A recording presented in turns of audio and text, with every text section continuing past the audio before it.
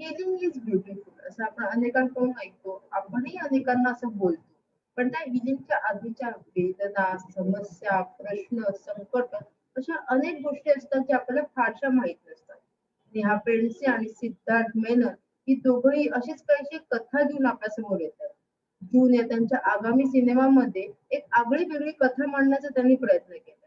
नेमकी जून हा सिनेमा काय आहे? तो त्यांच्यासाठी किती महत्वाचा आणि त्या सिनेमासोबत त्यांच्या किती आठवणी जोडल्या गेल्यात ते आज आपण त्यांच्याकडूनच जाणून घेऊया.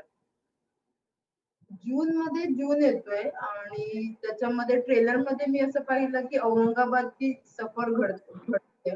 तर तुम्ही जेव्हा कधी औरंगाबादला यापूर्वी गेलेलात का? टुरिस्ट म्हणून किंवा असं पाहण्यासाठी? कामानिमित्ताने आणि इव्हेंट्सच्या निमित्ताने असे गेले होते मी. पण काय होतं की if it's a work oriented trip, तुम्ही जाता, पटकन तुमचं काम करता आणि परत येता. जागा पाहण्याकरता जो एक ठराव लागतो, जे एक दिवस लागतात, जी एक मेंटॅलिटी लागते, ते आजकालच्या फास्ट लाईफमध्ये ऑनेस्टली पॉसिबल नाही, unless you are planning a vacation. त्या वेकेशन मध्ये सुद्धा आजकाल खूपच गडबड असते. सो मला वाटतं जूनच्या निमित्ताने मला वाटतं औरंगाबाद आम्हाला जगण्याची संधी मिळाली. कारण जून ही स्टोरी जी आहे आणि बहुतांश कॅरेक्टर जे आहेत ते औरंगाबादकर आहेत. औरंगाबादची मेंटॅलिटी, त्यांचे प्रॉब्लेम्स, त्यांचा दृष्टिकोन, या सगळ्या गोष्टींना रिप्रेझेंट करणारी आहे. आणि त्याकरता आम्हाला we had to become one of the Aurangabadkars so that we could live our characters to the best. तर नुसतं बघणे, हिंडणे, फिरणे, गेट्स पाहून येणे, बिबिका मकबरा पाहणे, ह्याच्यावरती जाऊन आम्हाला औरंगाबाद या फिल्ममुळे जगावं लागलं. And I think that was a very beautiful experience. सुद्धा तुम्ही काय सांगाल? तुम्ही फिरायला गेलेलात कधी? हो, पण अगदी मी लहान असताना आणि मग नेहा जसं म्हणाली तसं काहीतरी एक दिवस 2 दिवस काहीतरी कामाच्या निमित्ताने आणि आलो बाहेर. पण जे नेहा म्हणाले की आम्हाला जगता आलं. माझा जो कॅरेक्टर आहे नील, तो खरोखर तुम्ही औरंगाबादला जाऊन राहिलात एक 4-5 दिवस तर तुम्हाला अशी मुलं दिसतील तुम्हाला तिथे. ज्यांच्याकडे बघून असं काहीच ते अतिशय ऑर्डिनरी साधी मुलं आहेत. पण कधीच आपण त्यांच्या मनात काय चाललंय, त्यांचे इश्यूज काय आहेत, त्यांची घालमेल काय आहे, हे आपण कधीच एक्सप्लोर केलेलं नाहीये मराठी सिनेमात सुद्धा, किंवा आपण माणूस म्हणून सुद्धा. आणि जेव्हा नेहा हे म्हणते की आम्हाला जगता आलं तर ते खऱ्या अर्थाने जगता आलं, कारण फिल्म ही त्याच्याविषयी आहे. अशा इश्यूज विषयी आहे ज्या स्मॉल टाउन्स मध्ये आहेत, ज्याच्याविषयी बोललं जात नाही, एस्पेशली मराठी मेनस्ट्रीम सिनेमात बोललं जात नाही. आणि ज्या पद्धतीने आम्ही बोलतोय ते कुठेही त्याला शुगर कोट करून असं अजिबातच नाही, कारण रियालिटी ही नेहमीच भीषण असते आणि ते लागतं. आणि आम्ही ते तसंच ठेवलंय. कॅरेक्टर्सची भाषा ते ज्या प्रकारे बोलतात, म्हणजे एखादी शिवी जरी बाहेर आली विदाउट मीनिंग एनी ऑफेन्स, ती भाषा आहे आता आपल्या सगळ्यांची. औरंगाबादमध्ये मारवाडी कम्युनिटी आहे जे तिथे राहतायत वर्षानुवर्ष, जे हिंदी बोलतात, आणि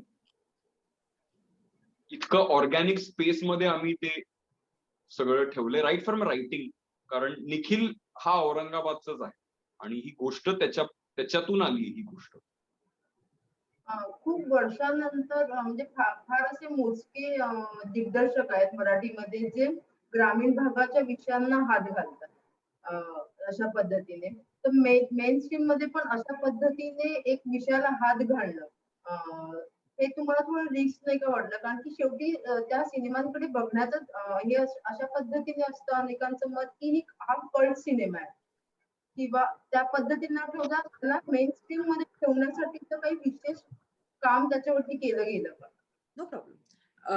जेव्हा निखिल, सुहृद, वैभव, नंतर मी, आम्ही सगळे जेव्हा एकत्र आलो तेव्हा आमचा मेन पॉइंट हाच होता की कुठेतरी मला वाटतं आपले विषय खूप सेफ झालेले आहेत. कुठेतरी आपण त्याच विषयांना थोडंसं तोड मरोड के त्याच्यामध्ये हात घालतोय. आपण कुठेतरी काहीतरी वेगळं किंवा रिस्की किंवा अनकम्फर्टेबल करायला मेन स्ट्रीम मध्ये आपण घाबरतोय. आणि now as the world is progressing, now as audiences are getting exposure to different kind of cinema, audience ची त्यांची स्वतःची मेंटल कुवत जशी वाढत चाललेली आहे तशी या अपग्रेडेशनची गरज मराठी सिनेमालाही होती. आणि तोच आमचा एक बेसलाईन होता की काय करायचं आहे. मग या बेसलाईनला धरून मग निखिलला असं वाटलं की तो औरंगाबादचा आहे. आपल्याकडे बहुतांश विषय जे आहेत ते आयदर शहरातले असतात किंवा एकदम ग्रामीणचे असतात. हे जे मधले सँडविच सिटीज जे असतात, 2 टायर सिटीज जे असतात, त्यांना फोकसमध्ये ठेवून त्यांच्या मानसिकतेला, त्यांच्या प्रॉब्लेम्सला फोकसमध्ये ठेवून आपण एक काहीतरी विषय केला पाहिजे. आणि तिकडनं जून चा उगम झाला. तर आय एम ग्लॅड की if you see this film as a different film, as a path-breaking film, as a risky film, I am glad because this is exactly what we wanted to do. आणि आत्ता नाही तर कधी, आत्ता नाही तर कधी, आणि आपण नाही तर मग कोण, हा पण एक जे आपल्याला सगळ्यांना वाटतंय त्याच्याविषयी बोललंच पाहिजे. आणि सिनेमा हा माध्यम त्याच्यासाठीच आहे असं मला वाटतं. जेव्हा अभिनयाची गोष्ट येते म्हणजे सिद्धार्थ मेननसाठी ही भूमिका करणं तर कॅमेरा भूमिकांपेक्षा जास्त चॅलेंजिंग असेल म्हणून एक अभिनेता म्हणून त्यांना ही गोष्ट फार स्वीकारार्ह असेल. पण जेव्हा आपण निर्मात्यांच्या खुर्चीत बसतो तेव्हा गोष्टी बदललेल्या असतात, तेव्हा समीकरणं बदलतात. कारण की अभिनेत्यासाठी जी त्याची मागणी वेगळी असते आणि निर्मात्याची, कारण की त्याचा पैसा गुंतलेला असतो त्या सगळ्या गोष्टी, अर्थकारण असतं त्या सगळ्या गोष्टीमध्ये. मग त्या अनुषंगाने माझा हा प्रश्न होता, जेव्हा तुम्ही निर्माते म्हणून येता तेव्हा तेव्हा तुमच्या मनात हा विचार नव्हता का आलेला की म्हणजे आता तर कोरोनामुळे ओटीटी प्लॅटफॉर्मवरती रिलीज होतोय, पण जर कोरोना नसता तर हा फुल फ्लेज थिएटरमध्येच रिलीज झाला असता. तर तेव्हा विचार केलेला का की आपण हा विषय हात घालतोय एक निर्माती म्हणून एक, तर सगळा तुमचा काय विचार होता? सी कसं आहे ना, म्हणूनच तर इट इज रिस्की ना.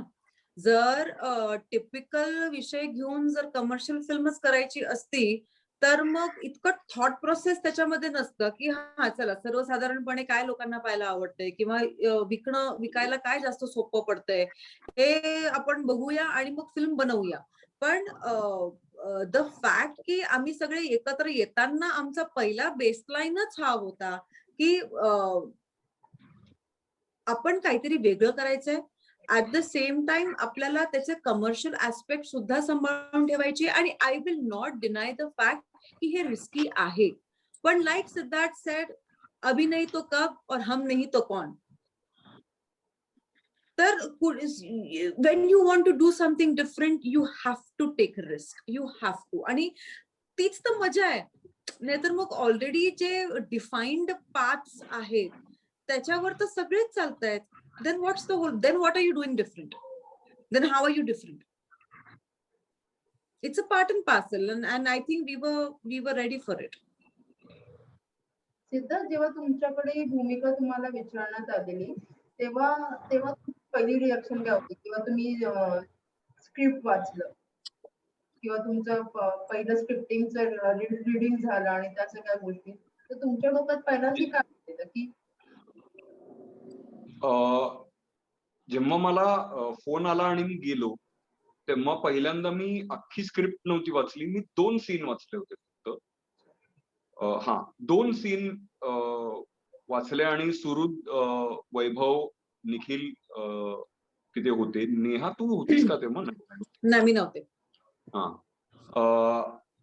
आणि ते वाचून मला लगेच हे जाणवलं की हा प्रिमाइस जरी ओळखीचा असला, त्या सीन मधला सिच्युएशन जरी ओळखीचा असला, तरी ज्या पद्धतीने पात्र बोलतायत, ज्या थेटपणाने ते एकमेकांच्या डोळ्यात डोळे घालून त्या इंटेन्सिटीने बोलतायत, ते कुठेतरी माझ्या मनात ते अडकून बसले. आणि ते सिनेमात असं बोललं जातं की जोवर तुम्ही तुमचा दिग्दर्शक येऊन तुम्हाला सांगत नाही की हो हो तू आहेस, तर तू नाहीयेस, तेव्हा कोणाचं काहीच बोलणं झालं नाही. पण मला आठवतंय मी घरी येऊन मी माझ्या बायकोला सांगितलं की ह्याच्यात काहीतरी आहे आणि हे जर घडत असेल तर मला ह्याचा भाग व्हायचा आहे. आणि आय होप ते मला घेतील, आय होप ते मला घेतील. आणि त्यांनी घेतलं आणि आम्हाला सगळ्यांनाच असं लक्षात आलं की आम्हाला सगळ्यांनाच अशा प्रकारचा सिनेमा करायचा होता. आणि म्हणून जून या सिनेमाने आम्हाला सगळ्यांनाच निवडलं ऍक्च्युली. नक्कीच. हा सिनेमाचं चित्रीकरण आधी झालेलं होतं. बऱ्याच गोष्टी एक साधारणपणे 90% सिनेमा हा कोरोना लॉकडाऊनच्या आधीच तयार झालेला होता. रिलीज सुद्धा. पण त्यामध्ये लॉकडाऊन झालं आणि प्रदर्शन लांबत गेलं. तर त्या काळामध्ये एक निर्माते म्हणून तुमच्या डोक्यामध्ये काय सुरू होतं? की हा आपण थिएटरमध्ये जाणार की नाही जाणार? केलेला आहे पूर्ण सगळ्यांची एवढी मेहनत आहे. कारण की एक सिनेमा जरी तो 2-3 तासांचा असला तरी त्याच्यामध्ये शेकडो लोकांची मेहनत असते. अगदी स्पॉट पासून ते डिरेक्टर आणि प्रोड्युसर्स पर्यंत. बरोबर. आय थिंक जून कदाचित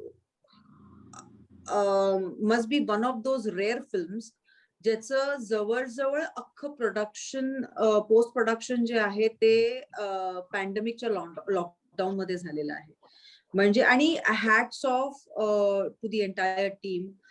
निखिल असो, बेलॉन असो, शाल्मली असो. शाल्मलीने पण सगळं म्युझिक जे आहे, आयडियाज जे आहे, ती कशी या फिल्मला बघते, बेलॉन असो, बॅकग्राऊंड स्कोर असो. म्हणजे मला वाटतं फक्त डबिंग ही एकमेव गोष्ट आहे जी फिजिकली जाऊन आम्ही, मला आठवतं लॉकडाऊन ओपन झाल्या लगेच जाऊन आम्ही डबिंग केलं होतं. बाकी अख्खं पोस्ट प्रोडक्शन फिल्मची जी आहे ती आम्ही पॅन्डेमिकच्या ह्याच्यामध्येच केलेलं आहे. सो आणि त्याच्या मागचं कारण हेच होतं की रादर दॅन गेटिंग डिसअपॉइंटेड, आमच्या समोर आमचं पुढचं टार्गेट होतं which was sending it for the festivals. आणि आम्ही जर हा टार्गेट आमचा जर लूज झाला असता तर हे जे आम्ही काही फेस्टिवल, तरी आमचे बरेच फेस्टिवल्सला आम्ही नाहीच जाऊ शकलो कारण फेस्टिवलच नाही झाले. पॅन्डेमिकमुळे अनेक फेस्टिवल पुश फॉरवर्ड झाले किंवा कॅन्सल झाले किंवा डिले झाले. तर मॅक्झिमम फेस्टिवल्स तसेही झाले नाही. पण त्यातल्या त्या ज्या फेस्टिवल्सला आम्हाला पाठवता आलं ते याच कारणांमुळे, because in the pandemic holidays we were working on the film. तर आम्ही कुठेही हिंमत न हारता किंवा नैराश्य येऊ न देता I think we were very focused about what we want to do. आणि आता फक्त हा प्रश्न हा राहिला होता की ही फिल्म आपल्याला थिएटरमध्ये रिलीज करायची आहे की OTT प्लॅटफॉर्म. कारण हा एक that was one big question mark की थिएटर्सची परिस्थिती काय आहे, लोक थिएटरला येणार नाही येणार. And I think it was a very very, I think June, मी सांगते ना, डे 1 पासून मला असं वाटतं की जून वॉज मेंट टू बी. कारण जूनला इतकं सुंदर रिलीज जे आम्हाला मिळतंय बिकॉज ऑफ प्लॅनेट मराठी, ते I think we are very very privileged. June is very lucky की आम्हाला असा एक प्लॅटफॉर्म मिळालेला आहे आणि त्या प्लॅटफॉर्मचा लॉन्च जून सारख्या चित्रपटामुळे होतोय. So and June is getting launched with planet Marathi. So I think सगळं ना इतकं छान पद्धतीने जुळून आलेलं आहे. So most of it is luck and most of it is hard work. ते प्रत्येक फिल्मचं एक नशीब असतं, ते घेऊन येतं. आणि एका पॉइंट नंतर कोण ऍक्टर कोण प्रोड्युसर, आम्हाला सगळ्यांना ह्या सिनेमाविषयी इतकं वाटतं आणि त्याचं कारण हेच आहे की जे ट्रेडिशनली रिस्की मध्ये टाकलं जायचं त्याला आम्ही सामोरं गेलो. ऍज प्रोड्युसर्स नेहा, निखिल, शार्दुल, पवन हे सगळे, ऍज डिरेक्टर्स सुहृद आणि वैभव, आणि मी, रेशम, नेहा, आम्ही ऍज ऍक्टर्स किरण करमरकर, जे कोणी या सिनेमात आहेत. पण आम्हाला सगळ्यांना असं वाटतं की ते आता प्रत्येक फिल्म हे बाळच असतं, पण दिस वन इज अ स्पेशल बाळ असं वाटतंय. आणि कुठेतरी त्याची ऍडमिशन करेक्ट स्कूलमध्ये झालेली आहे, प्लॅनेट मराठी नावाच्या प्लॅटफॉर्मवर. जे आणि हा महाराष्ट्राचा सिनेमा आहे आणि तो पोचेल आता, तो सगळीकडे पोचेल, जिथे थिएटर नाहीये तिथेही पोचेल, जे सगळ्यात महत्वाचं आहे, एस्पेशली जूनच्या बाबतीत. एक माझा एक शेवटचा प्रश्न आहे, तो म्हणजे प्रेक्षकांना सिनेमामध्ये लव्ह स्टोरी पाहायला मिळणार आहे की मैत्री? ती उत्सुकता ठेवा. तुम्हाला जे आता वाटतं ते वाटून घ्या. कारण काही गोष्टी ते नंतर रिव्हील केले तर त्याचा काय म्हणूयात आपण, सिनेमॅटिक इफेक्ट जास्त होईल. पण हो, गेट रेडी असं आम्ही म्हणू. Get ready to be shocked, get ready to transform, to heal. जे काही, फक्त आम्ही तयारीने आम्ही उतरलेलो आहोत. आता त्या तयारीने तुम्ही पण बघा सिनेमा. नक्कीच. हिलिंग इज ब्युटिफुल असं सिनेमाची टॅगलाईन आहे. त्याच्यावरूनच एकंदरीत सिनेमाचा गाभा काय असेल हे समजून येतो. सो ह्याच्यावरती खूप काम करण्यात आलंय का? आणि तुम्हाला स्वतः तुम्ही हिलिंग कडे एक व्यक्ती म्हणून कशा पद्धतीने बघता? Healing is beautiful. मग ते मला वाटतं आता I think it's a wrong way to put it, but I feel that pandemic has been a blessing in disguise as far as what we are trying to put forward as a message. या क्षणी pandemic मुळे अनेकांना, सगळ्यांनाच वेगवेगळ्या लेवलवरती इतकं suffering मिळालेलं आहे. आणि आता असं झालं, हे सफरिंग असं आहे ना की कोणापासून लपलेलं नाहीये. म्हणजे युजली आपण आपल्या पर्सनल लाईफ मध्ये असतो सफरिंग. हे पॅन्डेमिक हा एक असा काळ आहे की we all are suffering more or less similar things. We all are suffering from uncertainty. We all are suffering from losing our close people. We all are suffering from all sorts of crunches. So मला असं वाटतं की या क्षणी अशा एका फिल्मला पाहणं आणि हे फिल्म काय सांगायचा प्रयत्न करतोय, हे फिल्म कोणत्या पद्धतीने तुम्हाला हील करू शकतं, किंवा तुमच्या आपापसातल्या संबंधांना कसं तुम्ही अप्रोच करू शकता, त्या माध्यमातून तुम्ही हील होऊ शकता. I think a lot of message is what this film is giving right now at this moment. आणि I feel I think that's the beauty of the film releasing now. तुम्ही काय सांगाल? मला वाटतं जे मला बोलायचं होतं ते नेहानी करेक्ट एन्कॅप्सुलेट केलेलं आहे. त्याच्या पलीकडे म्हणजे आता ही हिलिंग नावाची गोष्ट जी आहे ना, ही एक जर्नीच आहे. नेहमी आपल्याला असं वाटतं की आपल्याला डेस्टिनेशन पर्यंत पोचायचं आहे, पण तसं काही नाहीये खरं. हे ऑनगोईंग प्रोसिजर आहे आणि ज्या आपल्या इश्यूज आहेत ज्या आपल्या आजूबाजूच्या गावांची आणि शहरांची आणि तिथे राहणारी माणसं, ते फक्त मराठी नाहीत पण महाराष्ट्रात जी माणसं राहतात त्यांच्या इश्यूज विषयी बोलून आता तिकडून पुढे जायची वेळ आलेली आहे आणि आपण त्या जर्नीवरती आहोत. आणि I really hope, we all really hope की जूनचा खूप मोठा वाटा असेल त्या सगळ्यात. नक्कीच. थँक्यू सो मच, तुम्ही मला एवढा वेळ दिला आणि महाराष्ट्र टाइम्सला एवढा वेळ दिला त्याबद्दल आणि तुमच्या पुढच्या थँक्यू मंजू. वाटचालीसाठी all the best. Pleasure is all ours. Take care. Thank you so much. Maharashtra टाइम्सचं यूट्यूब चॅनल सबस्क्राईब करा आणि लेटेस्ट अपडेटसाठी बेल आयकॉनवर क्लिक करा.